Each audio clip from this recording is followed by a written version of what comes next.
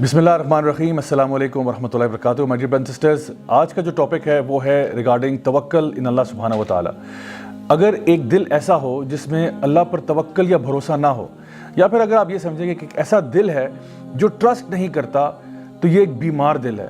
اور اس بیمار دل کا علاج کرنا بہت ضروری ہو جاتا ہے۔ اکثر اوقات ایسا ہوتا ہے کہ ہم لوگ اللہ تعالیٰ کے فیصلوں کے اوپر ناراض ہو جاتے ہیں، یا ہمیں سمجھ نہیں آتی کہ آخر ایسے فیصلے کیوں ہو رہے ہیں، اور ہم اس طرح کے سوال کرتے ہیں کہ آخر میرے ساتھ ایسا کیوں ہو رہا ہے، why is this happening to me، یا یہ واقعہ میری زندگی میں آخر کیوں پیش آیا۔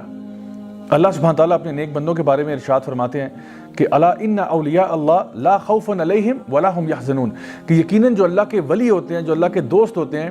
نہ تو ان کو خوف ہوتا ہے اور نہ ان کو غم ہوتا ہے، یعنی نہ تو وہ فیوچر کے بارے میں خوفزدہ ہوتے ہیں، کیونکہ ظاہری بات ہے جب انسان فیوچر کے بارے میں سوچتا ہے تو اس کو خوف پیدا ہو سکتا ہے کہ مجھے فلاں چیز، میرا بزنس کامیاب نہیں ہوگا، یا مجھے بیماری لگ جائے گی، یا فلاں چیز مجھے کاٹ جائے گی۔ مطلب یہ اس قسم کے خوف جو فیوچر کے ہوتے ہیں وہ انسان کی زندگی میں آ جاتے ہیں، اور پھر ایسا بھی ممکن ہے کہ ایک انسان جو ہے اپنے پاسٹ کے بارے میں غم کرنا شروع کر دے کہ ہائے کاش اگر میں نے یوں کر لیا ہوتا، کاش میں نے ایسا کر لیا ہوتا۔ تو اللہ سبحانہ تعالیٰ فرماتے ہیں کہ جو میرے ولی ہیں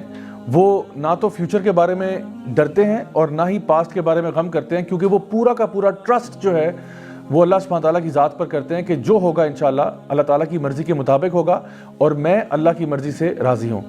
اللہ سبحانہ تعالیٰ سورہ توبہ میں ارشاد فرماتے ہیں کہ قُل لَن يُصِيبَنَا إِلَّا مَا كَتَبَ اللَّهُ لَنَا هُوَ مَوْلَانَا، کہ یقیناً کچھ بھی تمہاری زندگی میں نہیں ہوگا سوائے کہ وہ پہلے سے لکھ دیا گیا ہے، اور اللہ تمہارا مولا ہے، اور مومنین جو ہیں وہ پھر اللہ پر ہی توکل کرتے ہیں۔ تو یہ کتنی پاورفل آیت ہے قرآن مجید میں کہ جہاں پہ ہمیں یہ بتایا جا رہا ہے کہ جو کچھ ہوگا وہ اللہ کی مرضی کے مطابق ہوگا، اور یقیناً اللہ کی مرضی ہماری مرضی سے بہت بہتر ہے۔ اللہ سبحانہ تعالیٰ فرماتے ہیں سورہ توبہ کی آخری آیت میں فَإِن تَوَلَّوْا فَقُلْ حَسْبِيَ اللَّهُ لَا إِلَٰهَ إِلَّا هُوَ عَلَيْهِ تَوَكَّلْتُ وَهُوَ رَبُّ الْعَرْشِ الْعَظِيمِ، کہ اگر وہ آپ سے منہ پھیر لیں تو پھر حسبی اللہ، اللہ میرے لیے کافی ہے، لا الہ الا ہو، میں اللہ کے سوا کسی کی عبادت نہیں کرتا، علیہ توکلت، اور اگر توکل کرتا ہوں، اگر بھروسہ کرتا ہوں تو اللہ پر ہی کرتا ہوں۔ کیوں کرتا ہوں؟ وَهُوَ رَبُّ الْعَرْشِ الْعَظِيمِ، کیونکہ عرش عظیم کا مالک جو اللہ ہے۔ تو جب ساری کائنات اللہ تعالیٰ کے قبضہ قدرت میں ہے، جب ہم کہتے ہیں کہ ان اللہ علی کل شیء قدیر، ہر چیز پر اللہ تعالیٰ قادر ہے، تو پھر اللہ پر ہی بھروسہ کرنا بنتا ہے۔ انسان جب یہ سوچتا ہے کہ میرا رب جو ہے وہ ہر چیز پر قادر ہے، پھر انسان اللہ کو یہ نہیں بتاتا کہ میرے پرابلمز کتنے بڑے ہیں، انسان اپنے پرابلمز کو بتاتا ہے کہ میرا رب کتنا بڑا ہے۔ اللہ سبحانہ تعالیٰ فرماتے ہیں سورہ فرقان میں وَتَوَكَّلْ عَلَى الْحَيِّ الَّذِي لَا يَمُوتُ، کہ توکل اس ذات پر ہم کرتے ہیں جس کو موت نہیں آتی۔ سبحان اللہ، یعنی اگر آپ نے کسی پر بھروسہ کرنا ہے، اگر آپ نے کسی پر ٹرسٹ کرنا ہے، تو کیوں نہ اس پر ٹرسٹ کیا جائے، اس پر بھروسہ کیا جائے جو ہمیشہ رہنے والا ہے، الحی ہے، القیوم ہے، لا یموت، اور اس کو موت نہیں آتی۔ اسی طرح سے سورہ طلاق سورہ نمبر 65 آیت نمبر 2 اور 3 میں اگر آپ دیکھیں تو اللہ سبحانہ تعالیٰ فرماتے ہیں کہ وَمَن يَتَّقِ اللَّهَ يَجْعَل لَّهُ مَخْرَجًا وَيَرْزُقْهُ مِنْ حَيْثُ لَا يَحْتَسِبُ وَمَن يَتَوَكَّلْ عَلَى اللَّهِ فَهُوَ حَسْبُهُ، کہ جو شخص بھی اللہ کا تقوی اختیار کرے گا اللہ تعالیٰ اس کو ہر مصیبت سے باہر نکالے گا، اور پھر اس کو رزق دے گا وہاں سے جہاں سے اس نے سوچا بھی نہیں ہوگا۔ اور جو لوگ اللہ تعالیٰ پر توکل کر لیتے ہیں اللہ ان کے لیے کافی ہو جاتا ہے۔ مائی ڈیئر برادرز اینڈ سسٹرز، تھوڑی دیر کے لیے ذرا سوچئے کہ اگر ہم اللہ پر بھروسہ کریں تو اللہ تعالیٰ کہتا ہے میں تمہارے لیے کافی ہو جاتا ہوں۔ تو اگر اللہ ہمارے لیے کافی ہو جائے تو اس کے بعد زندگی میں کوئی ٹینشن رہتی ہے، کوئی پریشانی رہتی ہے؟ سو اس لیے دل کے اطمینان کے لیے، دل کے سکون کے لیے اللہ تعالیٰ پر بھروسہ کرنا سیکھیں۔ اور آپ یقین جانیں کہ اگر پورے اسلام کی روح نکالی جائے، جیسا کہ سورہ زاریات میں اللہ تعالیٰ فرماتے ہیں وَمَا خَلَقْتُ الْجِنَّ وَالْإِنسَ إِلَّا لِيَعْبُدُونَ، کہ میں نے جنوں کو اور انسانوں کو کسی مقصد کے لیے پیدا نہیں کیا سوائے اس کے کہ وہ اللہ کی بندگی کریں۔ تو اللہ کی بندگی کا مطلب یہ بھی ہے کہ اللہ تعالیٰ کو اپنا رب مان کے، رب جان کے اللہ پر بھروسہ کیا جائے۔ زندگی میں جو کچھ ہوگا انشاءاللہ الرحمن وہ اللہ تعالیٰ کی مرضی کے مطابق ہوگا۔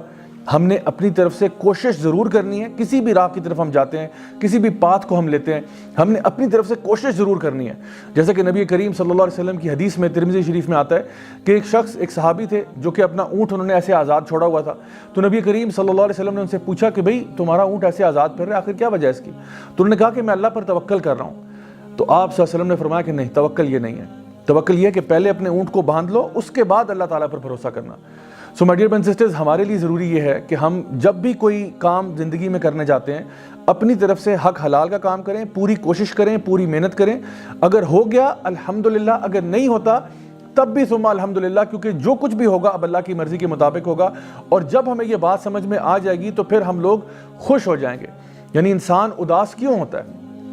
انسان اداس اس لیے ہوتا ہے کہ جب اس کی مرضی کے مطابق چیزیں نہیں ہوتی. ہم یہ چاہتے ہیں کہ ہر چیز جو زندگی میں ہوگی وہ ہماری مرضی کے مطابق ہو، لیکن the fact of life is کہ زندگی میں کئی چیزیں ایسی ہوں گی جو آپ کی مرضی کے مطابق نہیں ہوں گی، نہ ہی وہ آپ کے ٹائم ٹیبل کے مطابق ہوں گی. جو ایمان والے لوگ ہوتے ہیں وہ یہ بات جانتے ہیں کہ جب بھی جو کچھ بھی ہوگا وہ اللہ تعالیٰ کی مرضی کے مطابق ہوگا. اور اللہ العلیم ہے، الحکیم بھی ہے. اللہ میرے سے علم میں بھی زیادہ ہے، اللہ تعالیٰ حکمت میں بھی مجھ سے زیادہ ہے. تو اس لیے اللہ کا جو فیصلہ ہوگا وہ میرے فیصلوں سے بہتر ہوگا. ہمیں تصویر کے اندر صرف ایک چھوٹا سا پکسل نظر آ رہا ہوتا ہے اور اللہ سبحانہ تعالیٰ کو پوری پکچر نظر آ رہی ہوتی ہے. تو پھر جب بھی کوئی معاملہ زندگی میں ہو تو پھر اداسی کیسی، غم کیسا، انسان کو اسی بات پر خوش ہو جانا چاہیے کہ جو کچھ بھی میری زندگی میں ہوا ہے وہ میرے رب کی مرضی کے مطابق ہوا ہے اور اللہ مجھے کبھی ضائع نہیں کرے گا. صحابہ کرام رضی اللہ عنہم اجمعین کہا کرتے تھے کہ جب ہم اللہ تعالیٰ سے دعا کرتے ہیں اور ہماری دعا قبول ہو جاتی ہے تو ہمیں بڑی خوشی ہوتی ہے، لیکن جب ہماری دعا قبول نہیں بھی ہوتی تو ہمیں زیادہ خوشی ہوتی ہے کہ پہلے ہماری مرضی تھی لیکن اب اللہ کی مرضی ہے، اور یقیناً اللہ کی مرضی ہماری مرضی سے تو بہت بہتر ہے. نبی کریم صلی اللہ علیہ وسلم کی ایک حدیث ہے جہاں پہ آپ نے فرمایا کہ اگر تم اللہ تعالیٰ پر توکل کرو جس طرح کی چڑیاں اللہ تعالیٰ پر توکل کرتی ہیں تو اللہ تمہیں اسی طرح عطا فرمائے گا جیسے چڑیوں کو عطا فرماتا ہے. کہ وہ صبح کے ٹائم اپنے گھروں سے نکلتی ہیں، اپنے گھونسلوں سے نکلتی ہیں، اور جب واپس گھر کو آتی ہیں تو ان کے پیٹ بھرے ہوتے ہیں. اب اس میں ایک بڑا امپورٹنٹ بات ہے، وہ یہ ہے کہ یہ نہیں کہا گیا کہ چڑیاں اپنے گھروں میں بیٹھی رہتی ہیں اور آسمان سے من و سلوہ نازل ہو جاتا ہے، بلکہ چڑیاں حرکت کرتی ہیں، یعنی حرکت میں برکت ہے. تو آپ نے اپنے اعتبار سے پوری کوشش کرنی ہے، باقی اللہ پہ چھوڑیں. مثال کے طور پہ آپ کا اگر